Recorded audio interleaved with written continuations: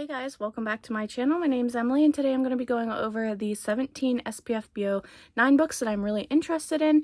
Last year I think I did like 40 and that was just way too many, and I had big plans of reading them, but my plans always just fall through. No one's surprised. So this year I wanted to make my list smaller. This does not at all mean that the rest of the books are garbage or anything. It absolutely does not mean that. It just means that these were ones that really caught my eye, and some of them I already had before they were announced that they were part of SPFBO 9. I just wanted to let you know before we got any further that SPFBO stands for Self-Published Fantasy Blog Off, and it is put together by Mark Lawrence, and it's a group of 10 different teams, I guess, who each get 30 books out of all the 300, and they are tasked with reading those 30, finding the semi-finalists, and then finding their finalists for the last 10 books out of all 10 groups.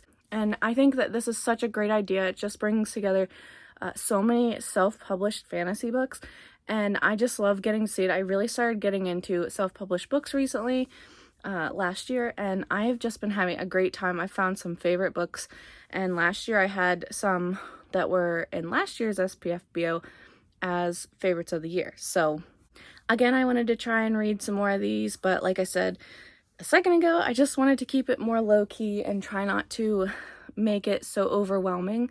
So I have a list of 17.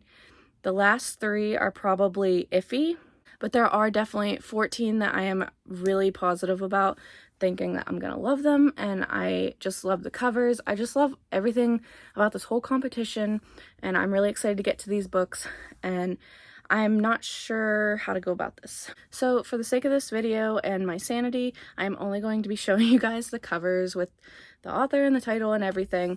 I am not going to be reading all the synopses. That would just take way too long. And I just want this to be a laid-back video. So that's what this is going to be. If I remember, I'll try to leave links to the books down below, but I will leave links to Mark Lawrence's website and to Zach Argyle's website that he does for the SPFBO, and it has all the covers of the books and all the teams and stuff. And this whole thing is just put together so well, and I really got interested in it last year when Covers with Cassidy talked about this, and it just really opened up a whole new world for me, and I am just really excited to see how all these books do, and if any of the ones I pick make it to the finals or whatever, but I'm just excited to get to all these books. So the first book I have is Fortress of the Lost Amulet, and this is by Michael Webb. The cover is stunning. I think there's like a heist or something going on. There's good and evil, you know, just all the normal things. Sounds great. Then I have The Bleeding Stone by Joseph John Lee, and I'm not really too sure about what this book is about. I can't really remember, but this is one of the ones that I had gotten previous to it being announced that it was in the SPFBO, so I'm really excited for this one. The next one I've had for quite a while, and that's Obsidian Awakening by Sienna Frost. I feel like this may have some romance in it. I'm not 100% sure, but I think that was kind of why I picked it up. It says a brutal tale of humanity that must survive its own flaws and the unforgiving trials of fate, love, life, and honor in one of the most hostile habitats on Earth. So, I mean, that just sounds amazing. This little tagline, like, so good. Next, I have No Heart for a Thief by James Lloyd Dolan. This one has been getting a lot of buzz. I recently just got it. It was only 99 cents on Kindle. A lot of these books you can find on Kindle Unlimited, so I would definitely go check those out if you have Kindle Unlimited. So I know that this one has a thief and then a girl who wants revenge, and they kind of team together, and he's trying to help her and all this other stuff. That's all I know about this one, but it just sounds so good. The cover is actually really beautiful, and I've just heard really good things about it, and it sounds right up my alley, and I actually plan on reading it in the month of June, so fingers crossed it works out. But again, sounds amazing. Another one I had my eye on, I hadn't heard anyone talk about it, and I kind of found it on my own, surprisingly, on Amazon when I was looking for different books that were going to come out this year, and I found this one, and I thought it sounded really good. The cover is beautiful. I like the pose and like the way that the fire kind of plays with the letters in the title. So that is The Price of Power by Michael Michelle, I am so sorry. But this one just sounds really good. So I just kind of wanted to read a little tiny piece of this. It says, a dead prince that isn't actually dead, an orphan with hero's blood who is forced to make a harrowing choice, betray her country or sacrifice her first love. and a powerful seer who has no choice at all. Her grandson must die. If any of them fails to pay the price, the cost will be the world's complete annihilation. So that just sounds so good. Like, that was all I needed. I know I said I wasn't going to read from any of these, but you know what? Some of them just have some really good lines. So this next one I found, and it kind of looked like it was a fantasy romance a little bit, and this is why I picked it up, and that is Jagged Emerald City by R.K. Brainerd. I am so sorry if I'm pronouncing any names wrong. I know there's a girl, and then she meets this guy, and he's kind of like hanging around her and trying to protect her, I think, and she's kind of like, you know, what are you doing? And that just sounded really intriguing, so I picked this one up. And I am excited to get to this one also in the month of June. Next is one I have a whole series for. It's a series of standalones, and that's Pawn's Gambit by Rob J. Hayes. I read a book by him a few months ago, and I actually really enjoyed it. So this one is what I would consider the second one in the Mortal Techniques like world of standalones. And so I'm going to be reading the first one just so that then I could read this. But you can read them as standalones. There's no order you really need to read them in. But this one just sounds really good. You know, merciless gods, vengeful spirits, immortal assassins, and an empire at war collide. So, like, seriously, the covers are stunning, and the synopsis sounds amazing. So, again, you're going to hear me repeat myself over and over because these books all just sound so good. Next, I have Curse of the Fallen, and that is by H.C. Newell. The little tagline is, this child is not the chosen one. She is a demon to be destroyed. Like, that's, I mean, these lines are just hooking me. Like, are they not hooking you also? Like, come on now. And the covers are all so stunning. And I don't know, I've been hearing some buzz about this one, and I've seen people really hyping this up. And I think Andrew from Andrew's Wizardly Reads, I think he also really enjoyed this book and this author's writing. So I have high hopes. High hopes. So the next one I have is The Traitors We Are by Michael Roberti. And this one, I know it has to deal with writing that disappears when the author dies. And I just think that that concept sounds so unique because I don't think I've heard anything like this before. And originally, I wasn't quite sure if I was going to put this one on this list, but I reread the synopsis and I thought about it. And I was like, you know what? This does sound really interesting. I haven't heard anything like this before. So I snatched it up, and it will be one that I hopefully will get to. I have another one that I think is a fantasy romance, and that is Embrace of the Shade by Amanda Muratoff, Kayla Hansen, and Kayla Manser. I believe there's 3 authors. There's only 2 on the cover, but on Goodreads, there is 3 up there. So, I mean, I'm just a little confused. Anyway, it says, Amory's legendary magic could incinerate her enemies, but it's her sword she trusts. It says at the bottom that it is perfect for readers who enjoy Sarah J. Maas, Jennifer L. Armentrout, Lee Bardugo, and Holly Black.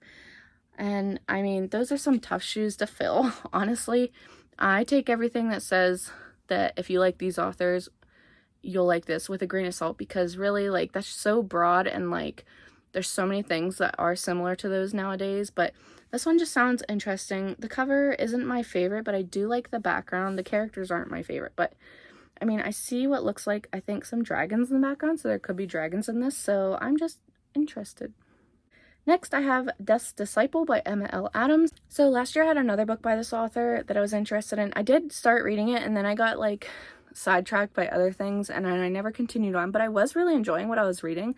I think her writing is very well done, and I thought the plot was interesting. It kept moving, and I just never continued on, and I'm so sad about it, but I need to rectify that. But this one sounds really good, and I believe that there are dragons in this. I could be wrong, but I think there are. So, I mean, that already catches my attention along with the author. So I would like to give this author another try, especially during a competition like this. The next one, I love blue cover. It's not my favorite cover, but, like, the colors just draw me in. This one's called Dark Wind, and it is by Renee Dugan. So this one deals with some war that's going to be rising up, and then a princess who gets kidnapped by an outlaw, and then, like, things just kind of start going there. When someone says, you know, princess kidnapped by an outlaw, I am just like, okay, that's it. That's all I need to know. So this one already sounds really good. If the young princess can't be forged into a fighter, then her kingdom will fall. I mean, that's at the end of it, but I'm just really excited for all these books. I can't get over like the excitement I feel whenever I see new books that I haven't heard of that sound so good. Next, I have Dream of Death City by PJ Nwosu. I am apologizing for that.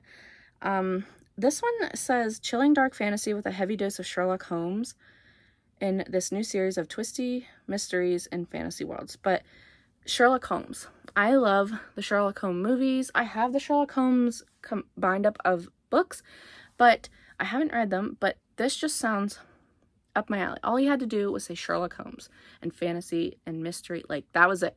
Buzzwords, and I was gone. So that's pretty much why this is on here. Okay, the last one that I know for certain that I really want to get to is The Crew by Sadir S. Samir. And the cover is a little wacky, but I mean, it still looks fun. And it says Kings of the Wild meets Deadpool in this action-packed fantasy adventure set in Arab-inspired landscape. I thought that was really neat that it is set in an Arab-inspired landscape for a fantasy, so I am really excited for this. I'm not sure what to expect in this, but I think it's like a ragtag group and there's going to be some humor in this. And I don't know, I'm here for like a good time. It's nice when you don't have all of them being darker fantasies and like you can just have a good laugh and a fun adventure. So I think that's what this one's going to bring. Okay, then the next three are ones that I'm like on the fence about. I'm not really sure if I'll get to them or not, but they are definitely on my radar. And the first one is 11th Cycle by Kian and Ardalan. I know this one is like really long, and it says at the beginning, it has been 1,000 years since the last seed abandoned their duty. The mists are closing in. Finally, the morning bell tolls. A new seed is born, but is it too late? So I'm not really sure what to expect with this one. I know it's grimdark. Apparently there's violence, gore, and all kinds of stuff in here. There's definitely a lot of trigger warnings, so I guess look that up if you're going to go into this. But the cover is definitely eye-catching. Like, the green, the circle, and the person in the middle. Like, I don't know. I normally don't think would go for something like this cover, but I mean, there's just something about it that just catches your eye. And I'm just really intrigued about it. But I don't know that it's gotten, like, the best rating since it's come out. I think there were some, like, issues people had with it, but I'm still interested to give it a try, but it's one of those ones that will probably not happen till after I read the others. Then I have Seeds of War by João F. Silva. Apologies. This one has a really short synopsis, but it just says, he ran like the monster he was, and the smoke followed. So I'm already intrigued. Like, what does that mean? Like, the monster he was, and what is the smoke? Like, I kind of feel like this says The Smokesmiths is a gritty epic fantasy series with harsh world of smoke magic, alien creatures, and ancient secrets where characters do their best to come out on top. Peace will not last. So grimdark, some kind of smoke magic, alien creatures, like, sounds really good. This one is probably, if I really had to choose, this one would probably be the 15th one on my list. And it has a better chance of being read before these last two, but definitely before 11th Cycle I would read this, and probably before the next one. But let's get into the next one. The next one is Bob the Wizard by M.V. Prindle, and I specifically put this one on here because I heard about the drama that came with the cover contest and people just saying mean things and nasty things, and I have no part in that. I have no idea what's true and what's not, but I just was interested enough. Like, you brought enough attention to this book that now I am interested. So I am going to read the short synopsis for this one because I'm feeling spiteful for this author. So, Bob, a chain-smoking, foul-mouthed, shotgun-wielding ex-garbage man, chases his family's killer, the gray-skinned Galvadon, through the realms of the mysterious Astroverse. The trail leads him to a hub, a world in turmoil, populated by wizards, blue elves, fairies, giants, dragons, and unfortunately, plain old humans. Chained by his addictions and haunted by his past, Bob must find a way through this dark, magical realm and uncover its secrets, or lose all hope of ending Galvadon once and for all.